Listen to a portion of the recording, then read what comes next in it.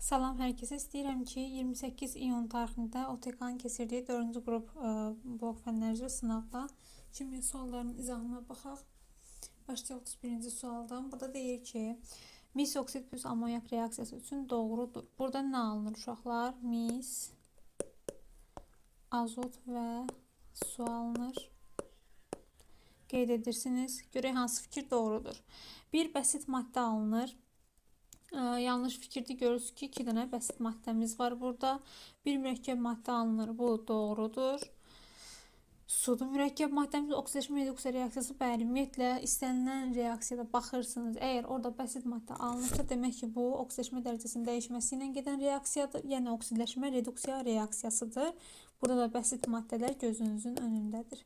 Demək doğru variant olur burada 2 və 3 A variantı. Sonra keçirəm 32-ci suala. Bizə reaksiya verib suyun alınmasıdır. Reaksiya üçün götürülən maddələr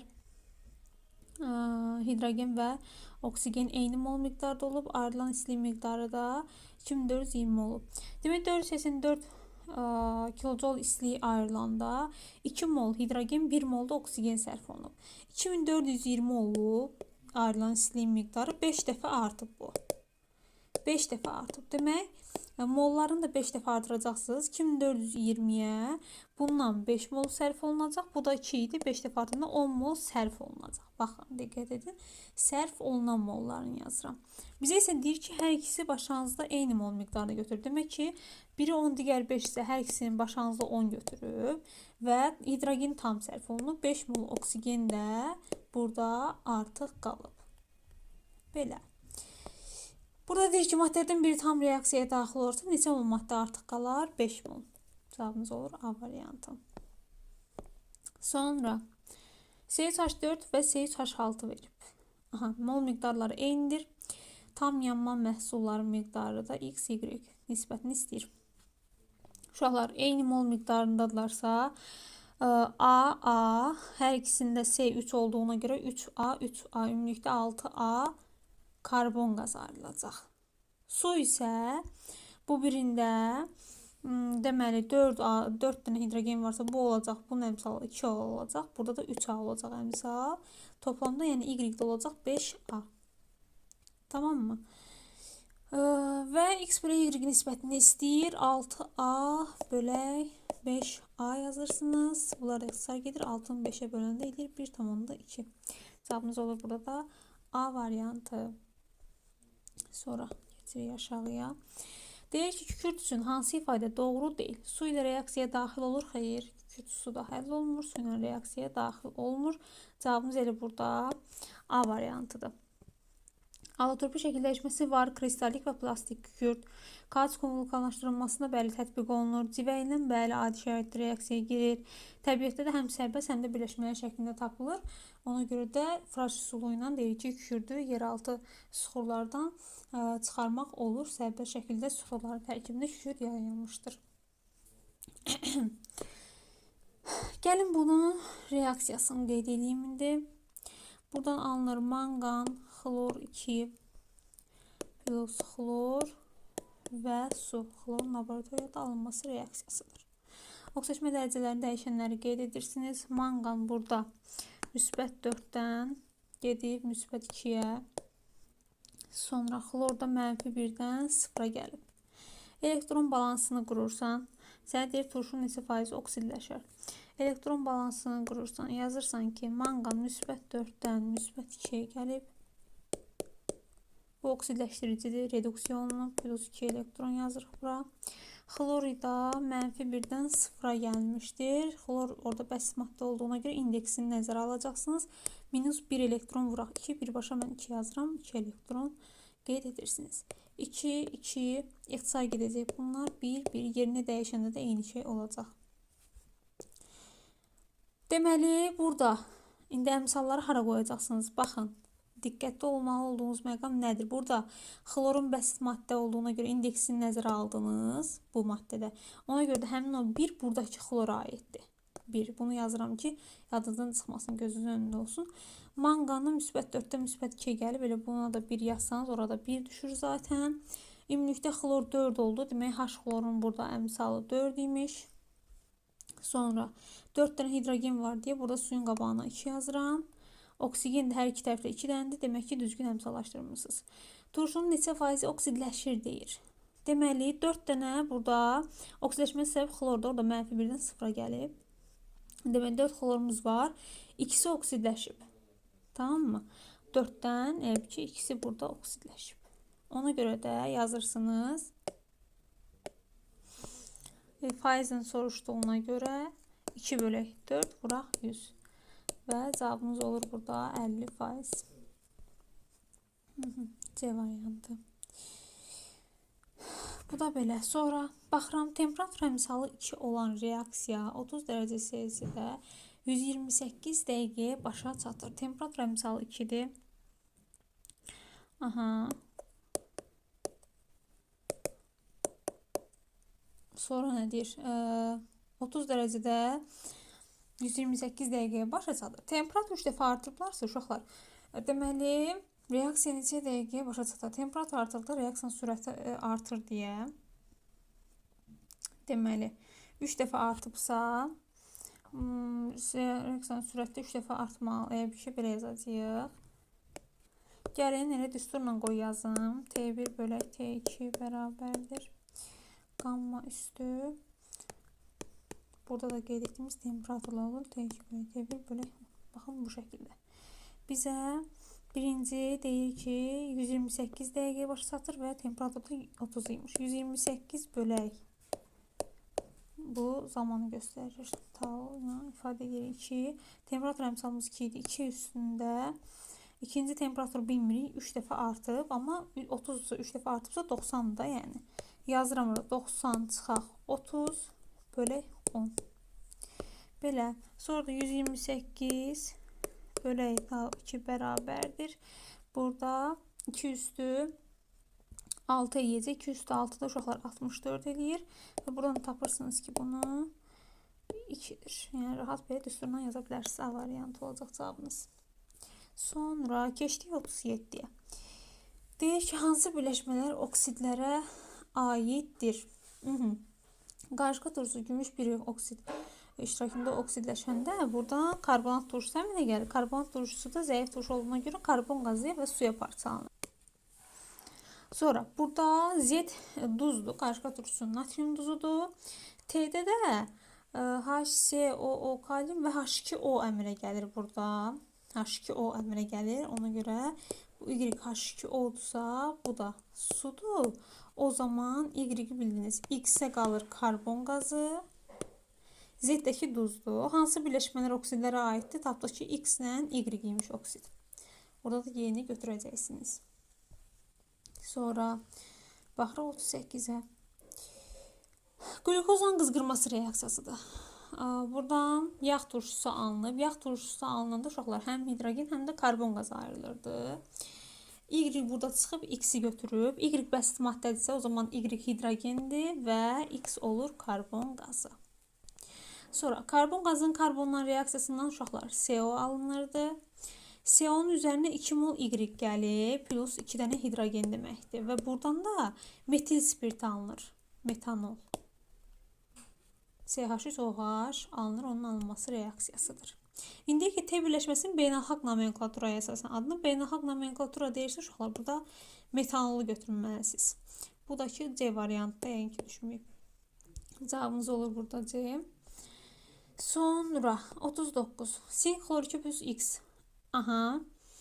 Misulfat Y, kalsium oksid Z. Deyir, qələvləri müəyyən edin. Qələvi hansında ola bilər? Buradakı qələvidir. Məsələn, kalium OH, natrium OH qoysanız, duz və sink hidroksid əmələ gəlir. Y-də də qələvi götürə bilərsiniz. Z-də isə duz alınıbsa, bu turşu oksidi ola bilər.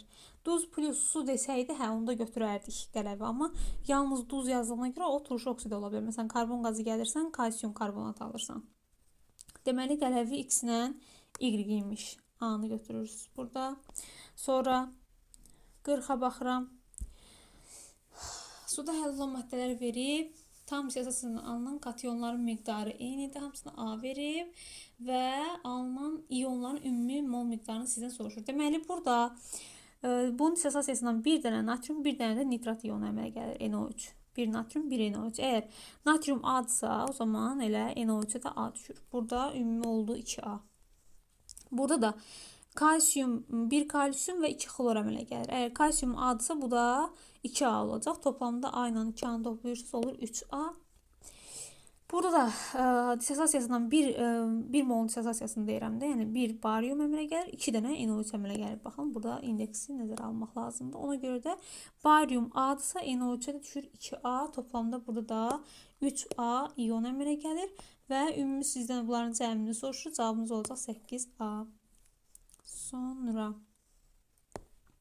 keçdik 41-ə. Alfa alanin polipeptidi üçün hansı ifadələr doğrudur? Deməli, polikondensləşmə ilə alınır. Bəli, burada bu amin turşuların polipeptidi, elə ki, amin turşular birləşib zülallar əmələ gətirir və oradan su çıxdığına görə polikondensləşmə hesab olunur bu. Bir doğrudur. Ondan sonra qatı nitrat turşusu sarı rəng əmələ gəlir. Uşaqlar, bu zülallarda aromatik həlqənin təyini üçün istifadə olunur. Qatı nitrat turşusu alfa alanində də orada aromatik bir həlqə olmadığına görə bunu götürmürük. Sonra 3-də nədir? Aha, bu peptid rabitəsinin təyinidir və orada da polipeptid yaranında peptid rabitəsi əmələ gəldiyinə görə burada peptid rabitəsinin bu reaksiya ilə təyin etmək mümkündür. 4-də də o deməli zülallardan tərkibində kükürt olan zülallı təyin, zülalın tərkibindəki kükürdü təyin etmək üçün istifadə olunur bundan. Və alanində kükürt olmadığına görə bu da doğru deyil. Doğru olan odur 1-3A variantı. Geçdik 42. Oksidaşma reduksiya reaksiyalarını müəyyən edin. Baxaq. Birincidə kalsium karbidin su ilə reaksiyasından uşaqlar asetilen əmələ gəlir və kalsium hidroksid əmələ gəlir. Burada heç bir dəyişiklik olmur. Kalsium, hidrogen, oksigen zaten sabitdir. Karbon da orada -1'dir kalsium karbiddə və asetilində də -1 olduğuna görə burada oksidaşma reduksiya reaksiyası yoxdur. Oy. Bunu götürmürsünüz. Sonra karbon qazı əhəng suyu ilə girəndə, əhəng suyu nədir uşaqlar? Kalsium hidroksidlə reaksiyasıdır. Əhəng suyunun bulanması reaksiyasıdır bu. Oradan kalsium karbonat və su əmələ gəlir və heç bir maddənin, elementin oksidaşma dərəcəsi dəyişmir, olduğu kimi qalır. Burada uşaqlar CH3CO bu metanın alınmasıdır. CH4 əmələ gəlir və duz əmələ gəlir. Burada karbon dəyişəcək artıq. Bəli. Burada dəyişəcək. Aha. Bunu götürə bilərsiniz. Sonra burada da bu xlorla alınması reaksiyasıdır. Xlorun laboratoriyada alınması. Ona görə burada cavabımız olacaq 3 və 4. Y variantı.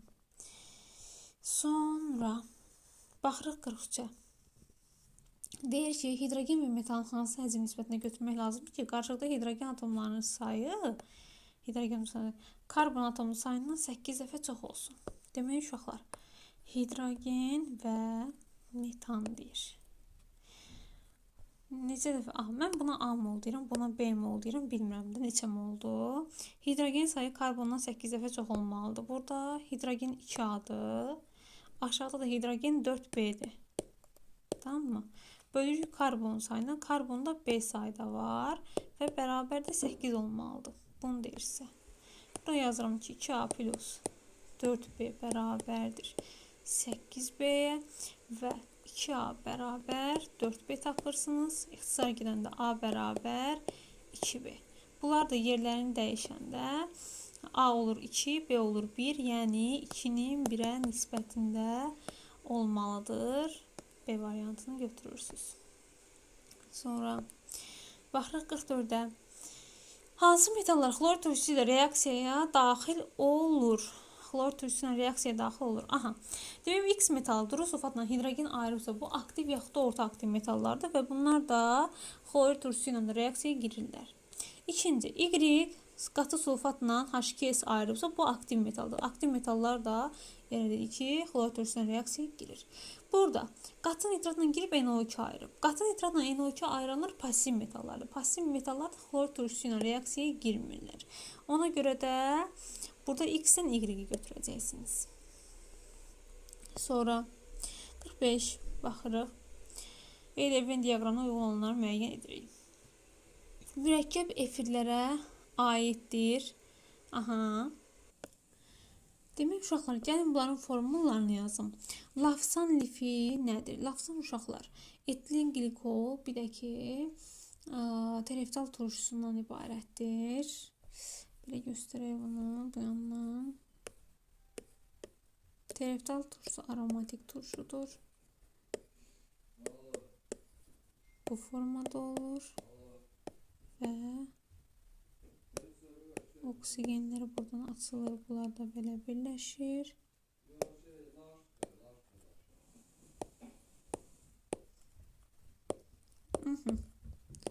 Belə göstərə bilərik. Bu olur uşaqlar. Deməli, tereftal turşusu ilə etilen glikolun birləşməsindən yaranan lafsan lifidir. Bu turşu və spirtdən yarandığına görə mürəkkəb efirlərə aid edə bilərsiniz. Sonra digəri də polimetil metakrilatdır. Onun da formulu budur uşaqlar. CH3-dür. İndi polimerini göstərdiyimizə görə belə yazaq. Ümumiyyətlə metil metakrilat nədir? Baxın. CH3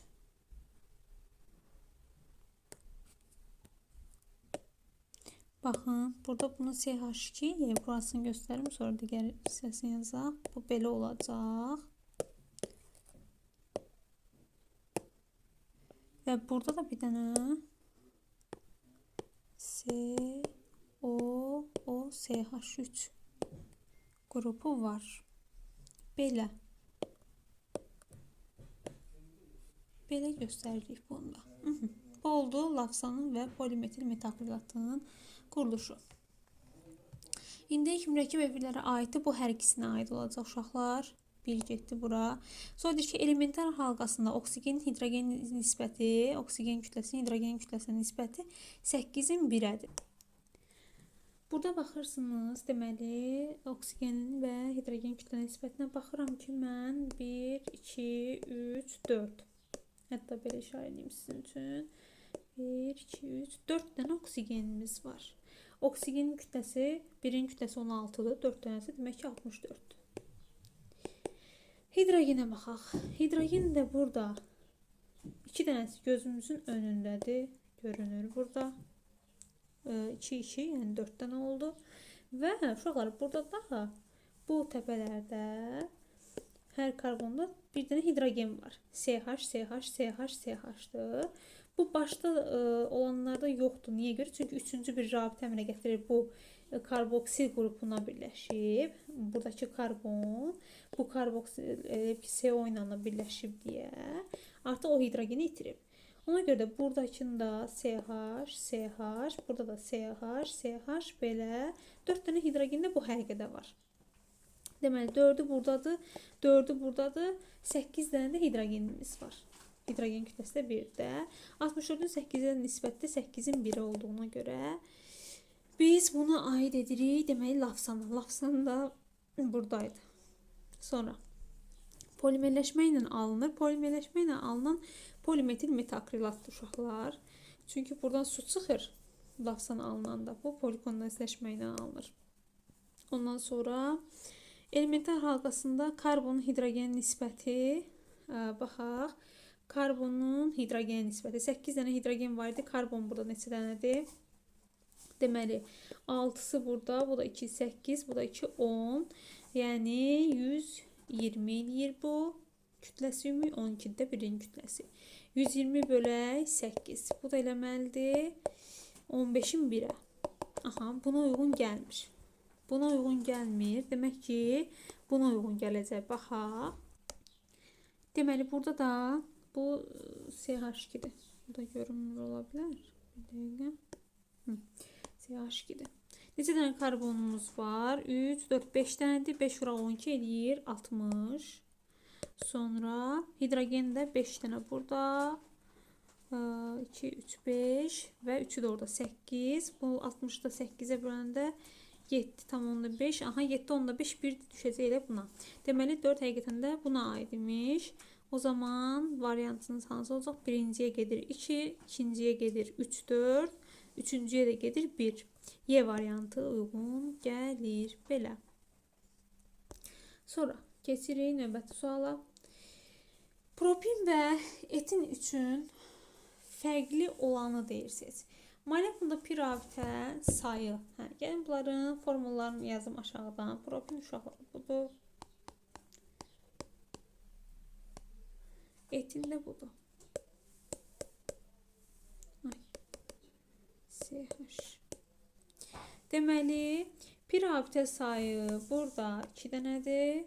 Burada da 2 dənədir. Ona görə də hər ikisində eynidir. Bu fərqli deyil onlar üçün.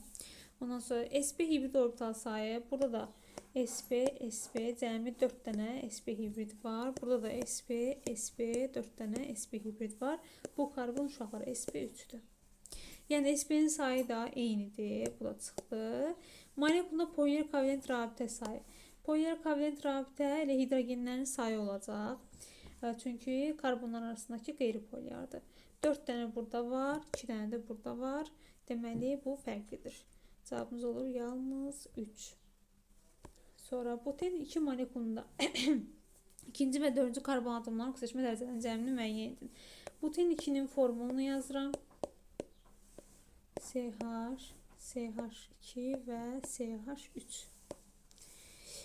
Burada uşaqlar nömrələsək buradan başlayırsınız. 2 qat rabitə yaxın olan. Buten 2 deyirəm. Mən buten 1 yazmışam. Bunu buradan silək.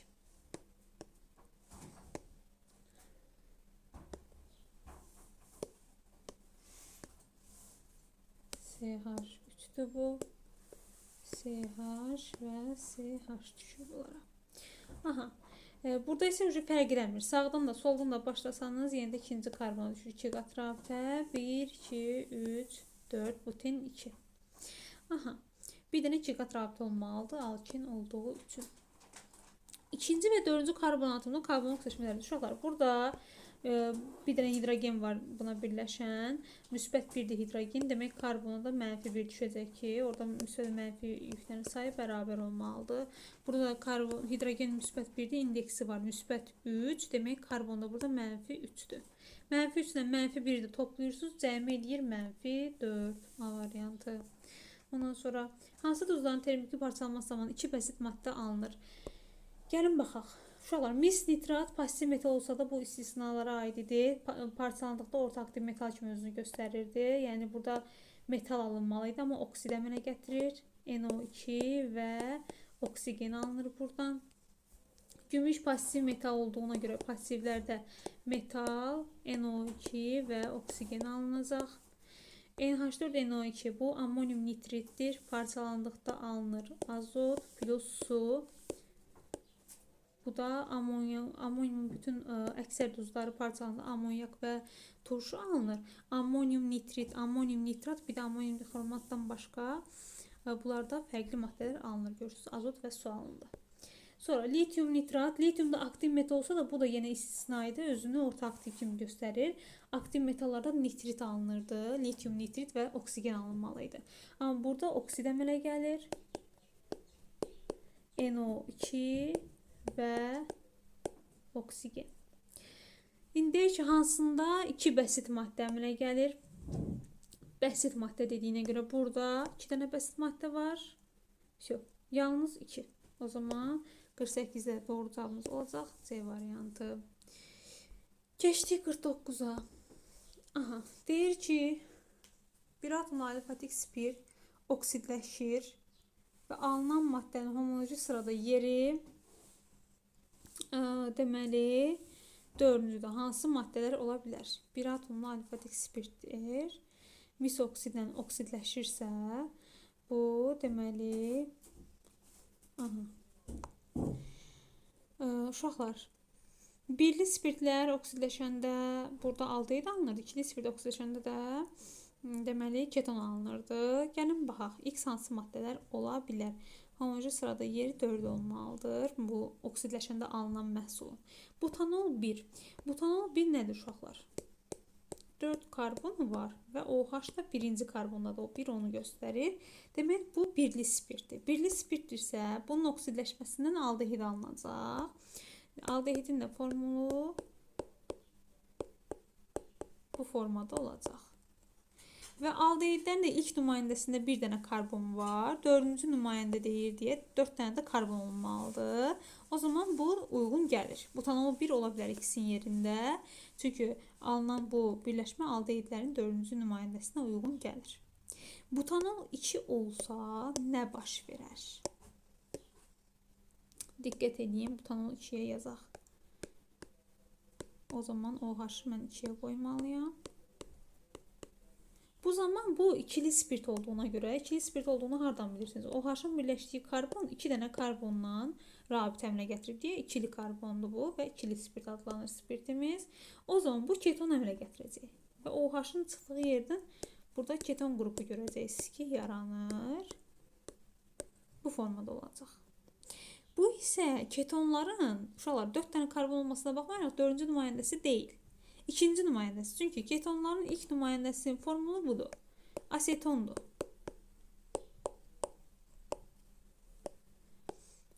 Bu asetondur. Ketonların ilk nümayəndəsi. Onların ilk nümayəndəsində eni sayı 3'dür. O zaman orada 3 dənə karbon varsa 4 dənə olan da ikinci nümayəndə. Ona görə də butanol 2'ni götürmürsünüz. Sonra üçlü butil spirti. Üçlü spirtler ümumiyyətlə oksidləşmir. Üçlüyünü görən kimi buradan atırsınız. İzobutil spirtini gəlin yazaq indi.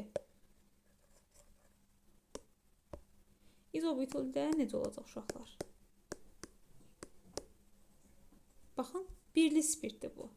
Baxın, üçlü spirtdə OH gəlib bura birləşirdi. Üçlü butildə. Yəni bura belə olacaq, amma OH burada olacaqdır. Və üçlü spirtlərdə oksidləşmir. Bu isə yenə bu quruluş qalır. Sadəcə olaraq buradan OH birləşəndə bu olur izobutil spirti. Bunun oksidləşməsindən də yenə də deməli birli spirt olduğuna görə aldehid alınacaq və burada da 4 karbon olduğuna görə 4-cü nümayəndə kimi biz bunu qəbul edə bilərik. Deməli ola bilər 1 ilə 4. D-ni götürürüz burada. Belə. Keçirik 50-ci suala. Burada deyir ki, elektron sayı x2O-da 10, natrium Y-də 20'dir. Deməli, oksigende uşaqlar 8 dənə elektron var. 2x plus 8 bərabərdir 10'a. Buradan x tapırsınız 1. 1 olanda kimdir? Hidrogen.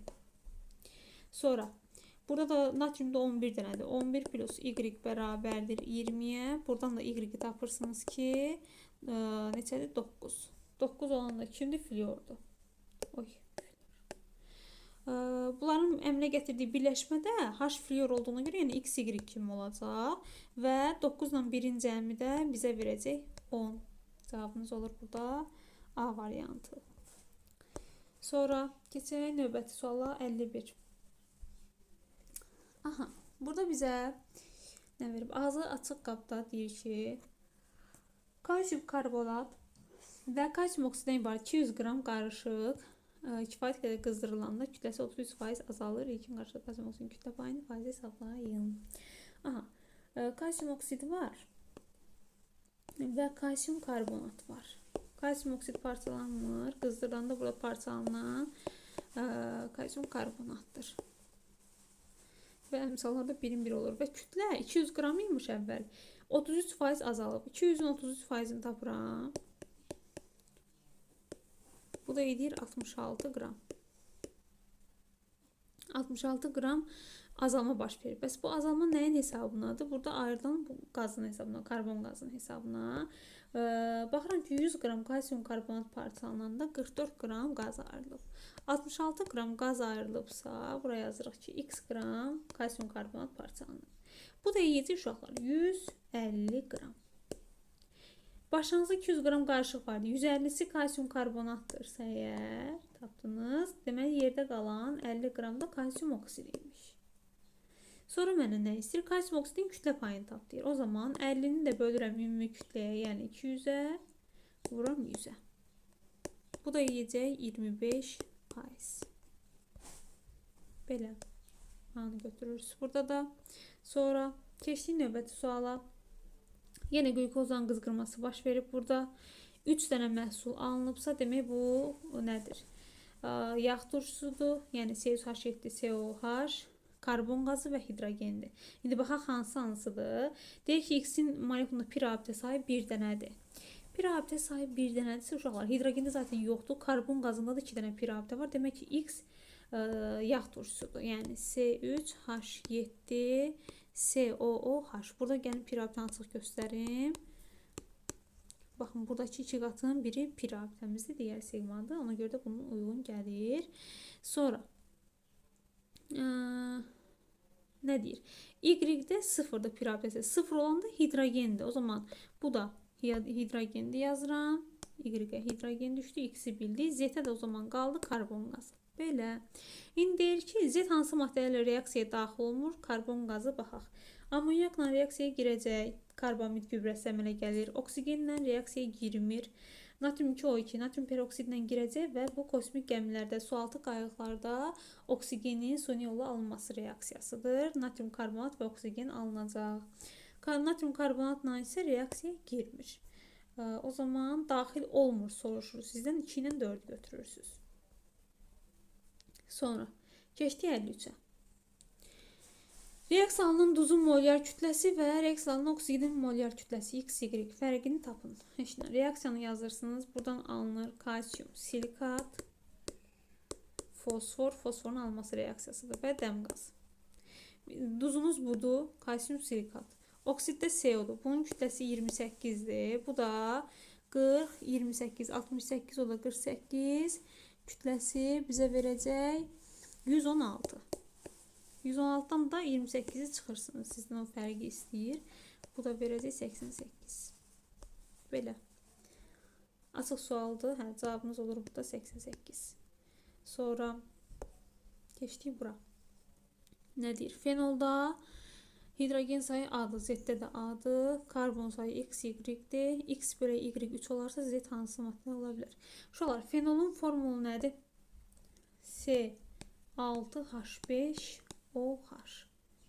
Hidrogen A'dırsa əgər, hidrogen A'dırsa, baxıram ki, mən burada 6 dənə hidrogen var, 6 dənə karbon var da. Demək, X elə A'dır.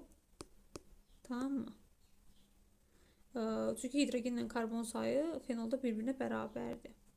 İndi A bölək Y bərabərdir 3'ə. Buradan da yazıram ki, A bərabərdir 3Y. Yəni, bu nə deməkdir? Burada karbon sayı 3Y-dir. Burada karbon sayı Y-dir. Tamam mı? O zaman Z'də karbon sayı fenoldan 3 dəfə azdır. Yəni, fenolun birində o zaman 6 karbon varsa, bunda 2 dənə karbon var və hidrogen sayı da 6'dır. Biz karbondan hidrogen sayını burada tapdıq. İndi ola bilər başqa atomlar da olsa, amma karbonla hidrogen sayına əsasən müəyyən edirsiniz ki, hansılar ola bilməz. Baxın, etan ola bilər. C2H6 olsa, elə olacaq etan. Yəni, biri götürürsünüz, ola bilər. Etanol nədir uşaqlar? Sirkə aldehiddir. Onda C2H4O-dur. Ona görə də bu uyğun gəlmiş. Sonra etandiol 1,2. Etandiol 1,2 də budur uşaqlar. CH2, CH2, OH, OH. C2H6O2. Yəni hidrogenlə karbon sayı C2H6 olaraq uyğun gəlirsə, demək bu da ola bilər. Eten də C2H4 olduğuna görə bunu da yazım. C2H4O idi bunda. Burada da yenə karbon hidrogen uyğun gəlmir, bunu da götürə bilməzsiniz. Sizdən də ola bilməz soruşur. O zaman götürürük 2 ilə 4'ü. Belə yazırsınız. Sonra baxırıq bura. İzobutil və vinil radikalların birləşməsindən alınan maddə üçün hansı ifadə doğrudur? Doğrunu istirdi, yəni. İzobutil nədir uşaqlar? Bayaq da yuxarıda yazmışdıq. Budur, vinil də budur.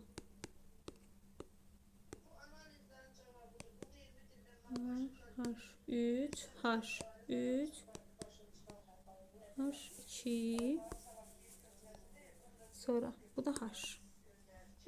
Yazdıq. Bu oldu sizin birləşməniz. İndi deyir ki, burada molekulda bir asimetrik karbon atomu. Baxaq görək karbon atomu var mı asimetrik? Asimetrik karbon burada yoxdur uşaqlar. Niyə görə? 2 qat rabitənin ətrafındakı ümumiyyətlə baxmırıq. Orada 4 dənə fərqli radikal olmur. Ən az 4 dənə fərqli radikal olmalıdır da, yəni. Onlar özünə 4 radikal birləşdirə bilmir. Burada bu karbonda 2 dənə hidrogen var. H2 ola bilməz. və radikalları da müxtəlif olmalıdır. Bu karbona baxsaq uşaqlar, buradan bir dənə CH3 var, buradan bir dənə CH3 var. Ona görə çalışmayın, bunu da götürə bilməzsiniz. Bunlarda zaten məlum məsələdə 3 dənə hidrogenləri var. Ona görə asimetrik yoxdur burada. Bu səhvdir. Sonra bronlu suyu rəngsizləşdirə bilər. Bəli, 2 qat rabitəsi var, alkendir. Rəngsizləşdirəcək. Beynəlxalq nomenklaturaya əsasən adı, baxaq, 2 qat rabitə sağ tərəfə yaxındır. Birinci karbon nömrələyirsiniz. Buradan 1, 2, 3, 4 və 5 və adlandırarkən də 4 metil penten 1 deyəcəksiniz. Doğru verib. Sonra molekulunda bir dördlü karbon var. Uşaqlar, burada dördlü karbon yoxdur. Bir dənə üçlüsü var. Bu üçlüdür. Dördlü ümumiyyətlə yoxdur. Ona görə bu da səhvdir. Sonra molekulunda 2 metil qrupu var. Metil qrupları da bəli CH3, CH3. Ancaq buradadır. Düzdür, 2 dənədir. O zaman 2, 3, 5'i burada götürürsünüz. Sonra 56.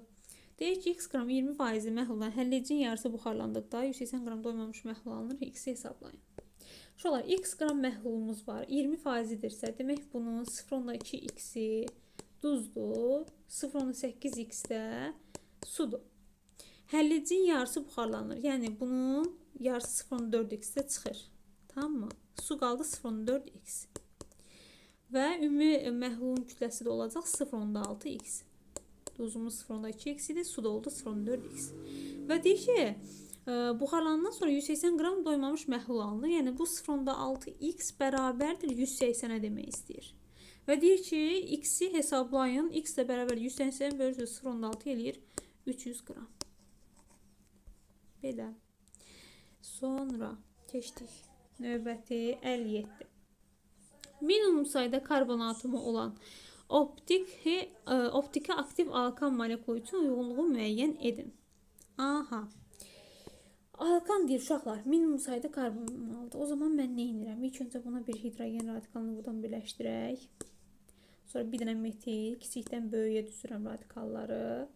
Bir dənə də etil olsun. CH2, CH3.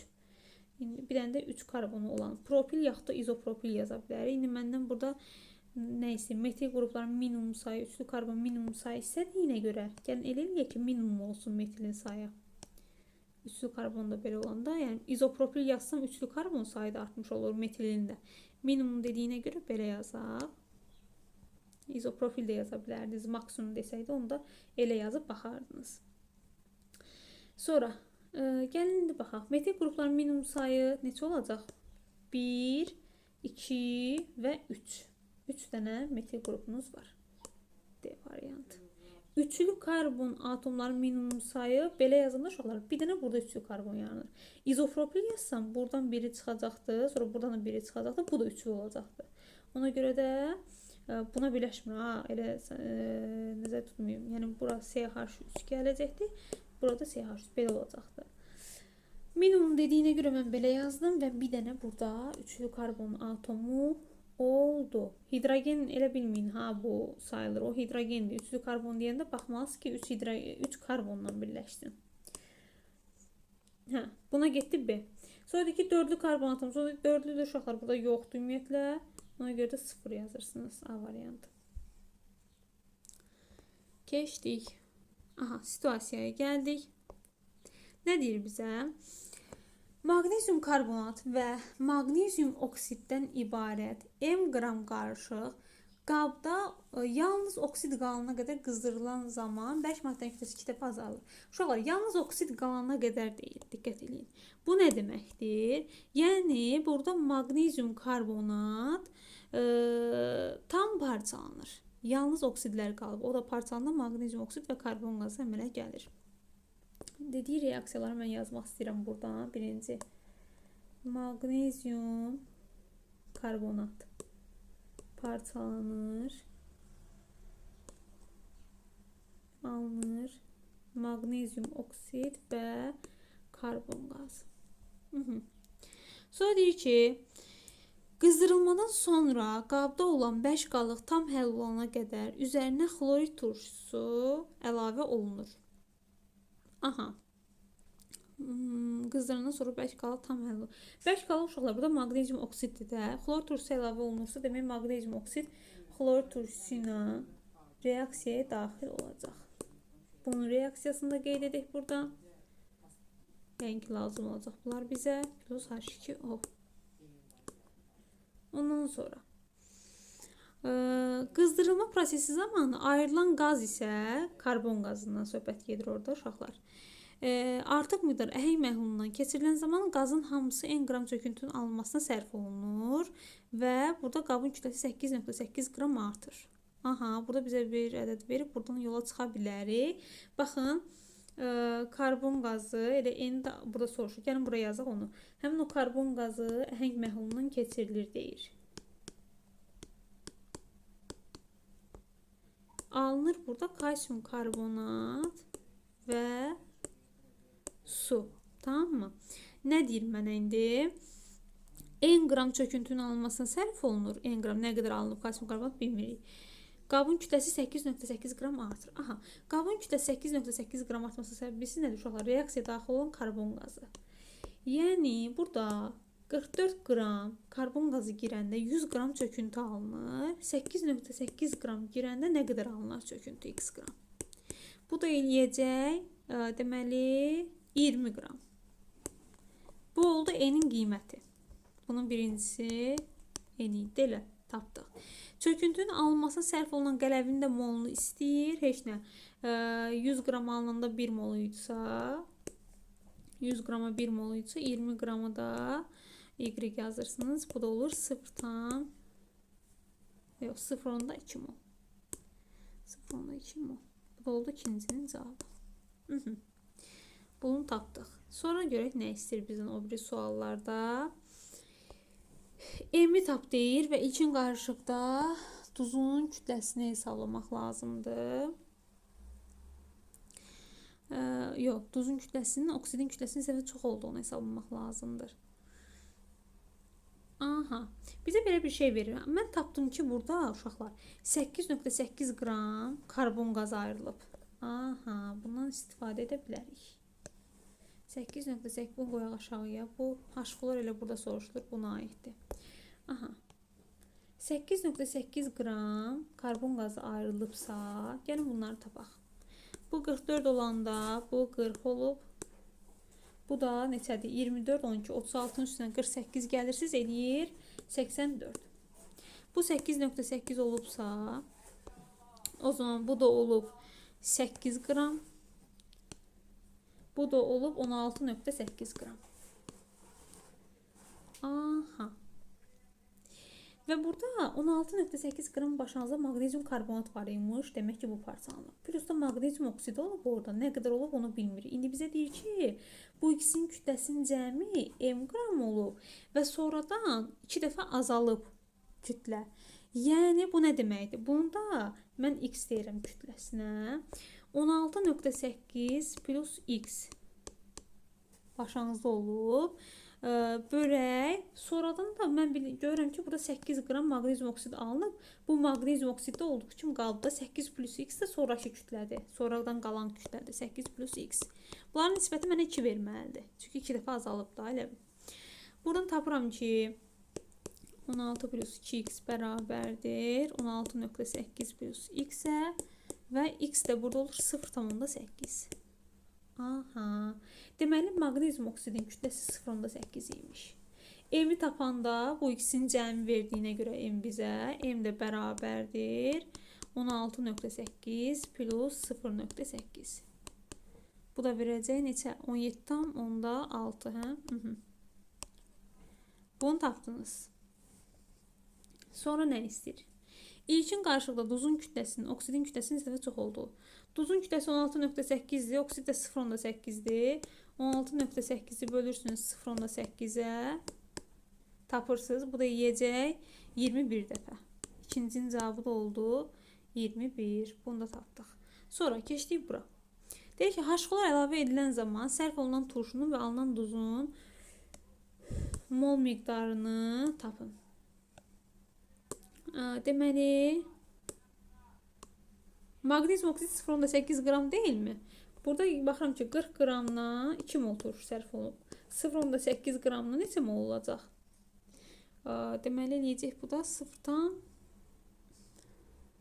Yox, bir dəqiqə 0,8 qram.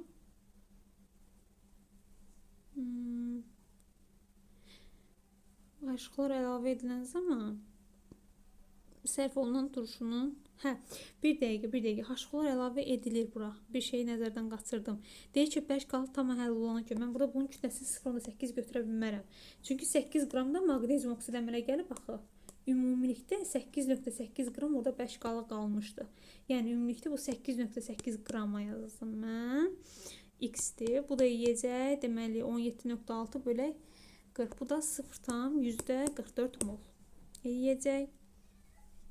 Deməli, turşunun molunu tapdıq ki, 0,44 imiş.